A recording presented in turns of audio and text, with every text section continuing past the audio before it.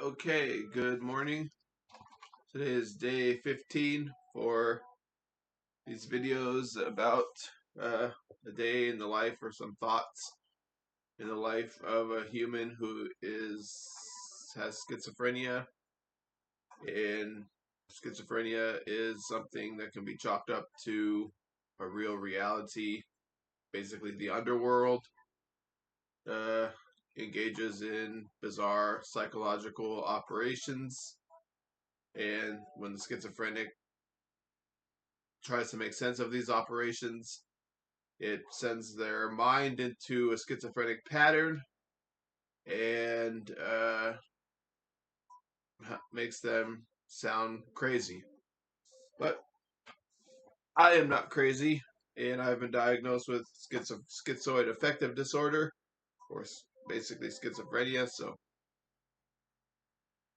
anyways, today in a previous little segment of video, I'm gonna try to talk a little bit softer. In a previous video or segment, I had talked about how Athens was the pinnacle. Athenian democracy was the pinnacle of form of government we've created on Earth. And what I mean by that, it's not necessarily the governance structure they had in Athens back thousands of years ago, but just what they came up with, democracy. So I was referring to democracy itself as being Athenian. So I don't mean that Athenian democracy is better than, democracies of today or anything. But maybe in some ways, I'm sure you can probably look at it and say, well, in some ways it was better, in some ways it's not. So, okay, in my other book that I was reading talking about how parents have to matter in order for their children to matter. And in a separate book I'm reading, which is the Katie Ledecky book, she's talking about her mom. And these books kind of conflict with each other a little bit because Katie Ledecky is a most decorated swimmer in history, so she's had so much achievement. And I find it very interesting how she's really still kind of grounded. And in the book, she's thanking her mom for waking up at 4 in the morning and taking her and her brother to swim practice. And I was just thinking, like, okay, so this is a little bit the other side of things. There's no one way to go about things in our society.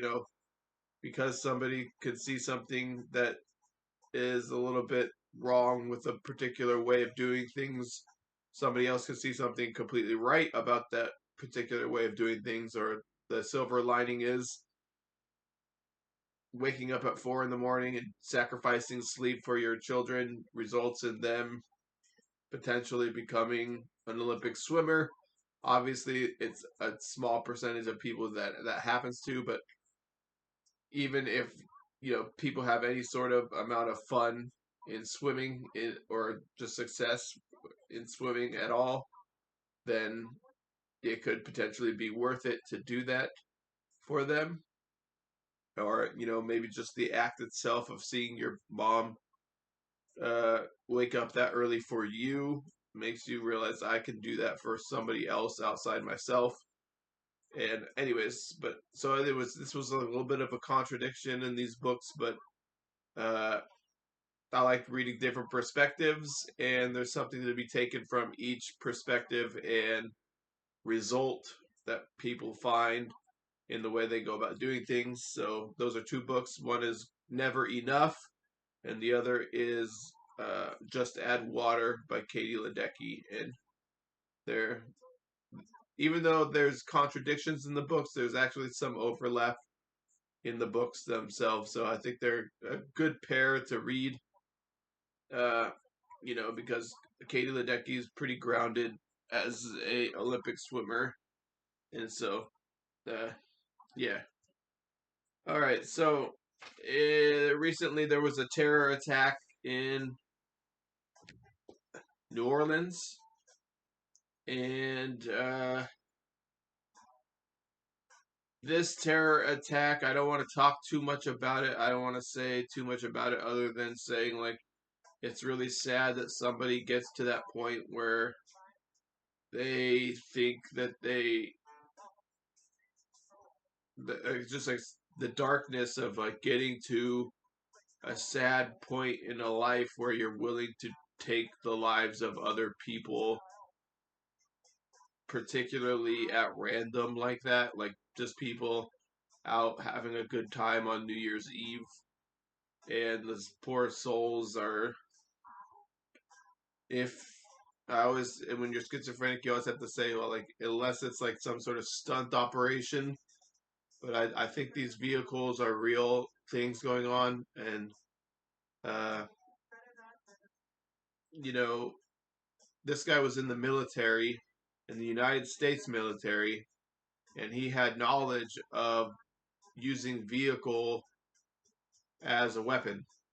And so it just goes to show what I talk about, that we need to have the highway surveilled because vehicles are being used as weapons. And this is a real warfare tactic being used by all kinds of groups. And I've done reading on how the FBI used it against the Secret Service. I've experienced it myself when I worked for an organization, and then I started getting gang stalked, and I had to come home to Saugus, California, and I experienced attacks on the highway after being threatened by police officers that something was going to F me up when I least expected it. And so, uh, you know, these tactics are really being used, and this is a guy who is in the military using it, and I don't want to talk too much about it because I don't know a lot about this situation, and I'm still processing. You always have to process these events. It's kind of a traumatization, and at the same time, it makes you think all kinds of things, and all kinds of facts and things come out afterwards. And so, uh, what I do know is that I believe that the government has the technology to monitor people's thoughts. So I believe there's an AI that knows when people are planning these types of things. And so I'm not convinced that the government didn't know something like this could happen. So I'm a little suspicious of the government. And like I say, even when you're suspicious of the government, you don't know that if what the government is championing as their flag is the real flag of the government. Like Grover Norquist was in the government and he wanted to run the government into the ground for the purposes of demolishing it. So he wanted to make the agency so big and so crazy that like people would say, let's just get rid of the whole government and stuff, and people would have dissatisfaction in government. So he had a whole host of people following him and interspersed throughout the government. So you don't know who else has those ideas, anarchists, people like that. So and then of course you've got like fascists and stuff, and then you have regular well-meaning people. It's a whole crazy thing. I don't want to get too much into it though. Anyways, so segue to Jimmy Carter. Speaking of vehicle attacks, I had worked at an organization that Jimmy Carter founded, and I started getting stalked and harassed, and I found out later that it was kind of connected to like some sort of weird mind control thing, and I'm still not sure exactly what was taking place with that organization and who was interspersed in the organization, and was it the whole organization, or was it just people associated with it were kind of shady. And so, or maybe people are trying, like the Grover Norquist thing, people are trying to run that organization into the ground because they believe in competition and they don't believe in people having a right to housing like Jimmy Carter thought. I don't know. I don't really know exactly what was taking place, but something crazy was. And in any event, uh, Jimmy Carter, it's kind of sad that we don't know that he thought housing should be a right for every American and really every person in the world. And he was a president of the United States and he thought that. And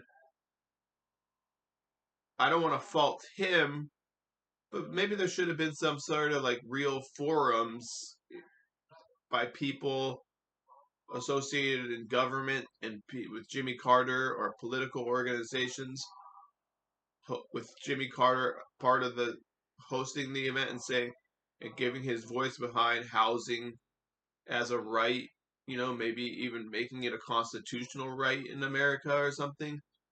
And it's just a little weird that he came out and he said that about 8 years ago, but he was in his 90s, I think.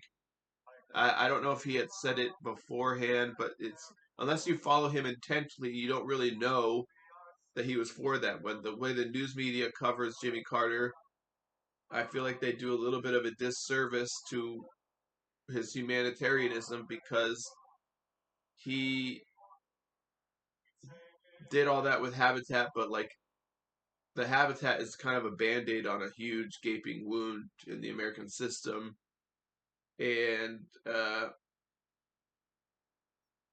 you know, they like to say like, "Oh, isn't this a nice story?" Or like, "Let's look at the human interest story here. How did it affect this particular family?"